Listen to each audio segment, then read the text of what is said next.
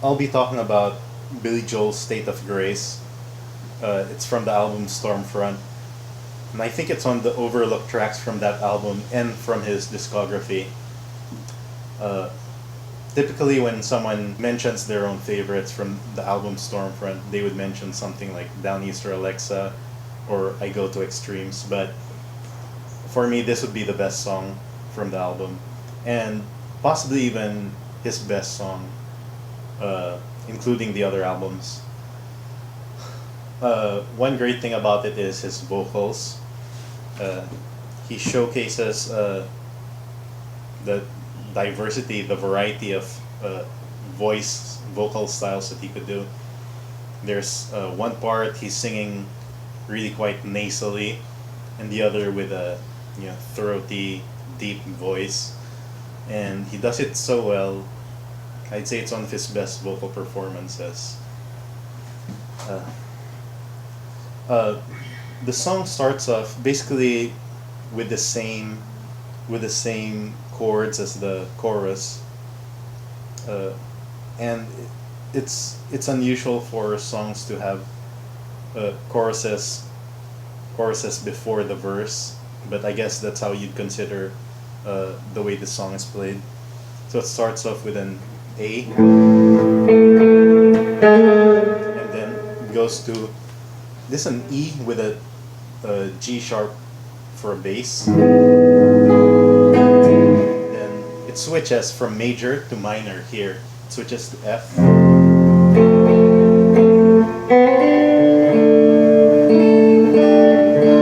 then to D minor. And then this B flat or A sharp, whatever you want to call it, it doesn't fit in either the major or minor scale, but it's more associated with the minor, uh, But I guess you could consider it like a Phrygian mode if you're gonna have to label it something. So from there, it moves to a kind of a diminished chord. I'm not even sure what you call it, because typically the diminished would be, which is all flat fifths and minor thirds. But here, there's a diminished element to it. But instead of a major seventh here, which is a G sharp, you play the A. And actually, if you listen to the song, it's so hard to really this part being played. You could actually even just play a B minor, and hardly anyone will notice. I wouldn't notice myself.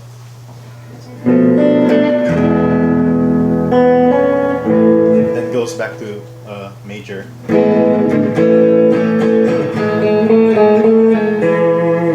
So that's the intro, and that continues when the chorus comes in and the drums come in.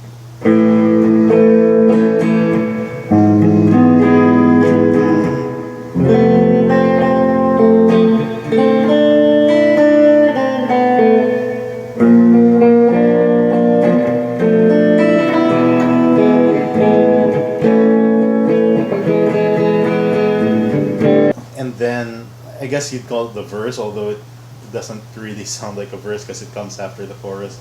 But anyway, there's an F sharp minor part, and then the bass goes down to E, but the guitar is still playing this C sharp, which is from the F sharp minor chord. And I believe that's the Beatles' influence, like descending bass while the melody is constant. It's the same note.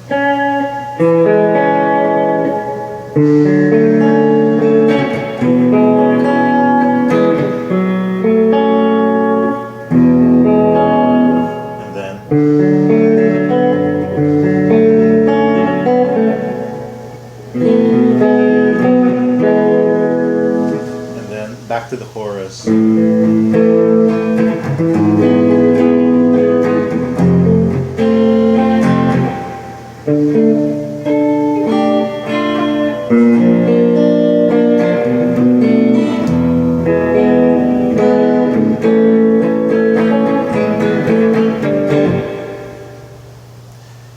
then after a little bit of that, it goes to the bridge, which I would say is, I would even call it the best bridge ever, or at least one of the best bridges I've ever heard. It really does something for the song. I really like how it sounds. So it starts off with an E, which is the fifth chord from the root.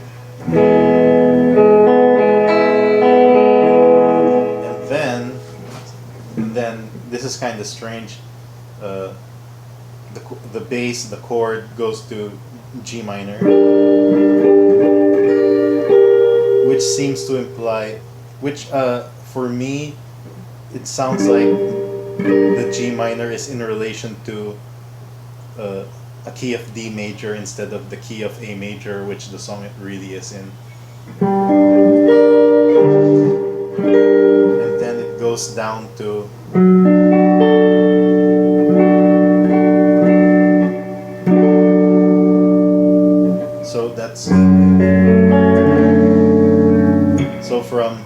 so the E, and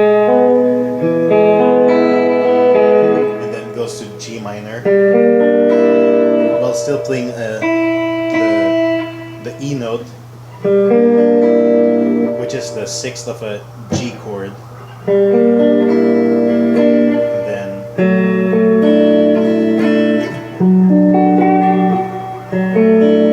this one is it's a D with a F sharp for a bass. And then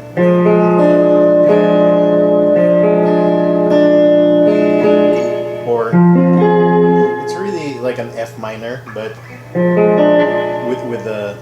with the sixth note included, which kind of reminds you that it's the song is in the key of A.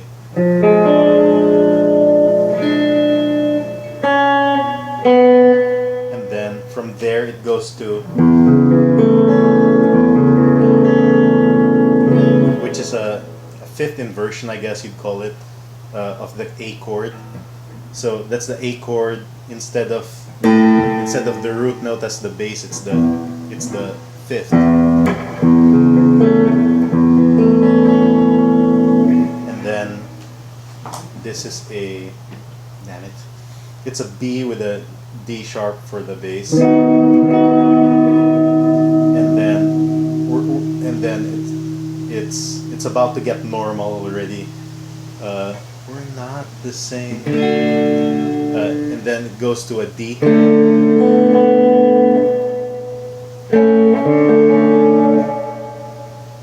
It's actually a D major 7 more, as implied by the vocals. And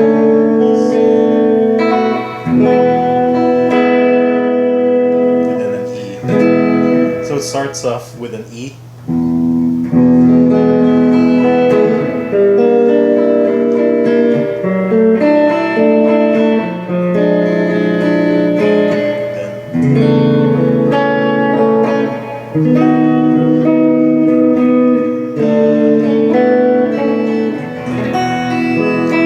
And then it ends with an E. So I just find it so creative how the bridge, it keeps transitioning.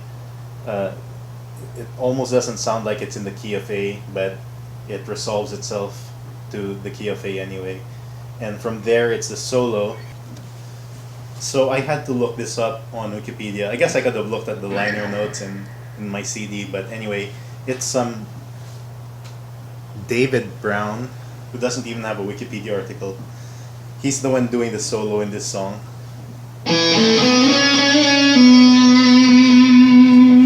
And then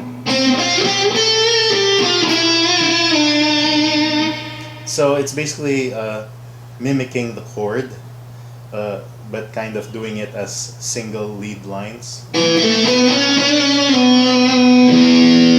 So that's an A and an E. And then when the chord shifts to an F, it plays along the F, an F arpeggio really, until and then it ends with a D minor thing,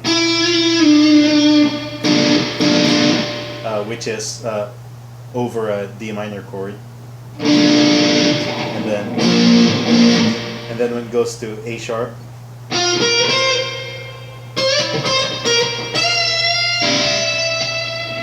and then it ends with the with the A chord, so it goes.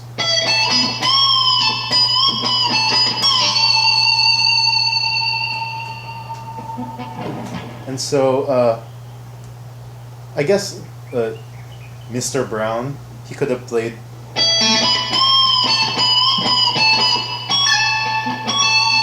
just pulling off to the A, but instead it sounds like he's bending the 19th fret to reach a C sharp.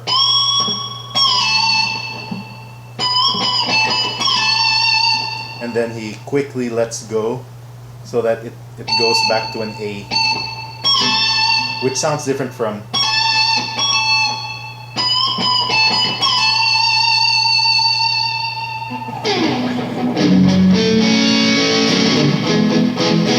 And then it goes back to that part. I'm not even sure what you'd call that section. The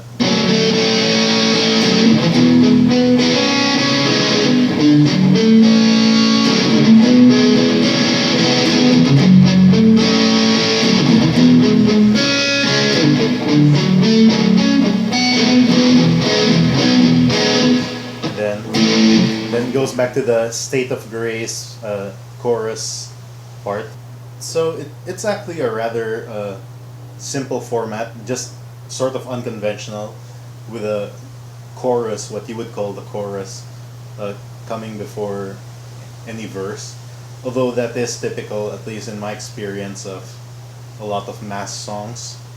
And I guess back in the day, folk songs tended to do that more, where they get right to the chorus, not bothering with the verse, and then only following it with a verse. So it's rather simple, but the bridge is really what makes the song stand out for me.